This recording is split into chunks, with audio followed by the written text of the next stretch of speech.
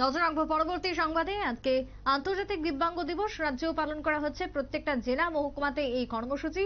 দিব্যাঙ্গদের বিতরণ করা হলো বিভিন্ন সাহায্য সামগ্রী। আজকে বিশালগড়েও ধরা পড়লো সেই ছবি। বিশালগড়ের ইতিমধ্যে চরিলামের লীলাদেবী স্মৃতি কমিউনিটি হলে উদযাপন হলো আজকের অনুষ্ঠান। প্রায় 10 জন দিব্যাঙ্গ ছাত্রছাত্রীকে প্রদান করা হলো আজকে সংবর্ধনা, যারা মাধ্যমিক এবং উচ্চ মাধ্যমিকে কৃতী ছাত্রছাত্রী। যদিও বিশালগড় থেকে কি বক্তব্য উঠে এসেছে চরিলামের এই অনুষ্ঠান প্রসঙ্গে শুনুন।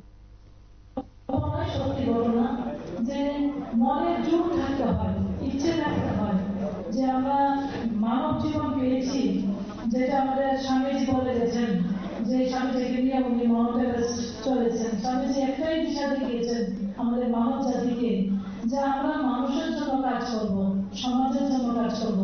মানুষ হিসেবে জন্মগ্রহণ করেছি, এমন কিছু করে যাওয়া যেটা মানুষ মনে রাখে, সমাজে একটা দাগ রেখে যাবে।